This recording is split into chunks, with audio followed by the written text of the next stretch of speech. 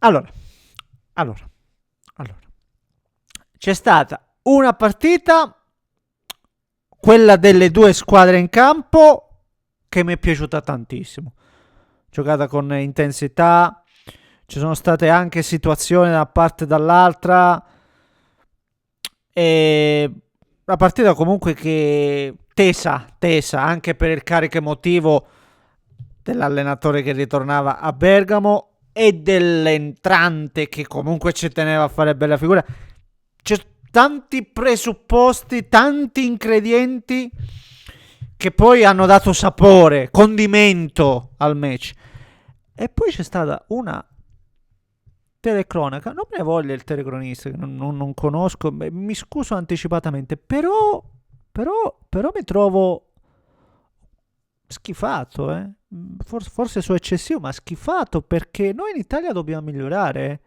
Noi in Italia dobbiamo migliorare e non dobbiamo quasi indottrinare o comunque accettare o comunque già metterci in una condizione di polemiche. Ci saranno polemiche. L'ho sentito dire almeno 3 o 4 volte durante la telecronaca. Dopo il primo episodio su Svilar, ma questa decisione susciterà polemiche. L'episodio di Scamacca, ci saranno polemiche. A fine gara, tanti episodi che poi discuteremo perché ci sono polemiche. Ma polemiche. No, calma. Cioè, se già ci poniamo così male. Male, cioè, tutto sto discorso, nessuno, e dico mai, si è parlato della enorme papera, per esempio, che fa Svilar. Al netto del, ma Scalvini può in qualche modo appoggiare le mani sul volto o sul petto, non ho capito neanche dove. Al netto di tutto quello che ne segue, papera clamorosa di Svilar, e nessuno l'ha detto, no, ci saranno polemiche. Colpo di testa stupendo di Scamacca, gesto tecnico clamoroso, ci saranno polemiche. Parliamo anche un po' di calcio, e attenzione, qua trovate uno che ha sempre praticamente è sempre entrata a gamba tesa su quello che è diventato l'AIA, sugli arbitraggi, sulla appunto qualità proprio dei nostri direttori di gara, però anche no, quasi veramente a esortare le polemiche involontariamente, no, di certo non volutamente, però su questo aspetto secondo me facciamo dei passi avanti perché per quanto mi riguarda non va bene. Parliamone di questa gara che per quanto mi riguarda l'Atalanta vince meritatamente al netto delle polemiche. L'Atalanta la vince meritatamente, pungendo quando c'è da pungere e poi soffrendo anche il giusto. Poteva chiuderla, non l'ha fatto, ha rischiato in qualche modo, ma sommando il tutto io ho visto un'Atalanta che oggi è stata superiore perché l'Atalanta è forte, non lo abbiamo detto tante di quelle volte, trovando un allenatore di buona fattura, lo zio Raffaele. L'Atalanta sa quel che deve, sa, e più che sapere ha le armi a disposizione. Io vedo una Roma che quando si alza il livello, ogni volta che si presenta davvero un avversario più ostico, poi si vengono a evidenziare i limiti, soprattutto quelli offensivi, si rendono palesi. Ne parliamo prima come al solito, se volete spolliciate, se in linea di massima siete d'accordo sul mio ragionamento, se non lo siete lasciatelo ugualmente il pollice, iscrivetevi per seguire i prossimi contenuti. La giornata di Serie A di certo non è volta ancora al termine. In descrizione trovate tutti i profili. Vi ringrazio per il vostro supporto continuo e immancabile, continuo. Ok, grazie. È vero che la prima occasione ghiotta capita su Ferguson e che Ferguson stesso ha avuto tante situazioni. La doppia chance iniziale, ripeto, sull'errore di Ederson, ma poi grandissima giocata nella ripresa. Però vi dico, almeno Ferguson le occasioni le ha. Io sono molto più titubante quando un attaccante non lo vedi proprio coinvolto. È entrato Dobbik, la Roma è sparita. Cioè, ancora una volta vedo Gaspi che ci ha anche prova con i suoi cambi lì però la squadra raramente migliora, raramente, ribadisco, quando entra uno dalla panchina riesce ad aggiungere. E tolto Sule e tolto Ferguson, che tu dici magari arrivano quelli freschi, no, prima qualche occasione c'era, dopo levato forse Wesley, che non ho capito perché è partito dalla panchina, visto che è sempre uno dei migliori, forse per scelta, forse non per scelta tecnica, non lo so, su questo non sono aggiornato, però il secondo tempo se l'è giocato tutto. Però sul resto io credo che non è che abbia tutto sto materiale Gasp per muovere le pedine e cambiare. Ecco, già oggi, se in passato ho elogiato comunque il fatto che la Roma, nonostante l'assenza di Indica, sia riuscita a sopperire, oggi abbiamo visto, quando ribadiamo ancora una volta il livello si alza, poi la fatica si fa sentire.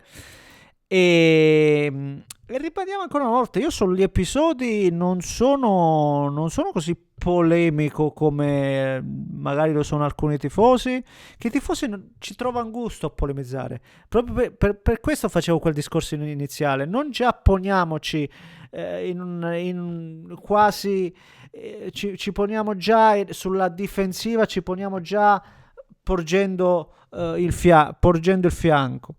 Io trovo che su Svilar l'episodio sia abbastanza complesso, ma di certo Svilar quella palla non la blocca. Di certo Svilar fa una papera per quello che poi è soprattutto il suo livello. Svilar lì la deve prendere. Se lui la prende e poi va all'impatto con Scalvini, lì è fallo.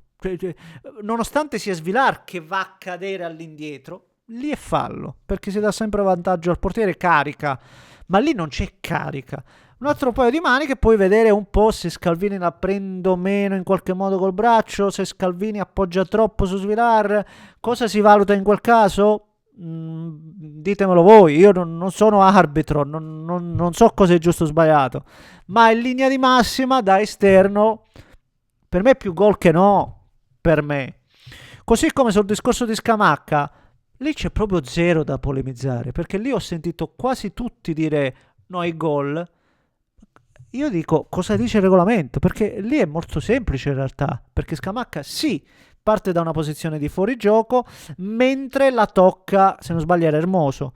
Quindi in quel caso che cosa si considera? L'immediatezza, si considera se deve essere giocato o meno, e in base a quello si capisce se è veramente fuorigioco o no, onestamente. Nell'immediatezza credo che ci sia, e quindi per me è anche quelle da annullare, cioè, però è una questione regolamentare. Cosa dice il regolamento? Ecco, lo chiedo a voi e soprattutto lo chiedo a chi dovrebbe spiegarcelo. Facile. Ma ribadisco, si parla troppo di queste cose, forse è anche giusto, non lo so, però alla fine si va sempre a sottolineare meno quella che è la partita e quello che è il calcio, perché ribadisco, oggi abbiamo visto dei bei contenuti, una bella intensità anche da una parte e dall'altra, perché sono due squadre che giocano sull'intensità, e ridurla lì all'episodio non mi piace minimamente, e spero che, ribadisco, spero che non tutti come al solito prendano l'episodio a pretesto per non parlare di altro. Detto ciò, Gasperini a metà, cioè sicuramente molti di più i tifosi che provano riconoscenza, ma tutti provano riconoscenza per quello che ha fatto Gasperini all'Atalanta, però certo per come si sono lasciati magari ecco una frangia di tifosi, e sono rimasti un po' così, no? Uno striscione totalmente pro, un altro non dico contro, ma di certo più criptico, no? Perché conta anche il finale, come in una storia d'amore conta anche come ci si lascia, e questo ci dice che comunque è una ferita per tanti tifosi ancora, no? L'abbandono di Gasp, però L'Atalanta ha un ottimo mister adesso in casa. L'Atalanta non deve guardarsi al passato, nonostante il passato è stato clamoroso. Ma è una squadra che ha veramente tutto, ancora tutto per guardare avanti, perché ripeto, al netto di quelle che saranno le polemiche, io ho visto una grande Atalanta, e quando l'Atalanta gioca così è tosta. È tosta anche perché l'Atalanta rispetto alla Roma ha più soluzioni, ragazzi. Piace o non piace, questa è la verità. Esce Kolasinac, entra Anor, cioè che fa anche meglio. E Kolasinac è uno tosto. Oggi, ribadisco, manca l'uomo più, secondo me, più di maggiore qualità all'Atalanta, che è Lookman. Eppure Zaleschi ha delle occasioni, è coinvolto. Certo, non è Lookman, però l'Atalanta resta pericolosa. Può aggiungere tanto. Anche lo stesso Kristovic, che a me non piace, è comunque un'occasione finale. Sono tutti giocatori vivi nell'Atalanta. E poi l'attacco Scamacca, cioè io penso che Scamacca di nuovo con Gasp farebbe tantissimi gol. Ribadito, l'Atalanta è forte. È un peccato davvero che sia iniziata leggermente tardi la storia tra Palladino e la Dea, perché altrimenti, per quello che sto vedendo, per quello che è il livello, questa Atalanta, secondo me, il quarto posto non se lo sarebbe lasciato sfuggire. Ecco, mi sento di dirlo proprio tranquillamente. Ecco. Per quanto riguarda la Roma, deve attivarsi. Cioè, siamo al 3 di gennaio, già doveva arrivare qualcuno lì davanti. E non so quanto Raspadori possa spostare, mi sento di dire. Fatemi sapere cosa ne pensate voi, invece commentate la casa se volete, iscrivetevi al canale. Un grande abbraccio da Neschio.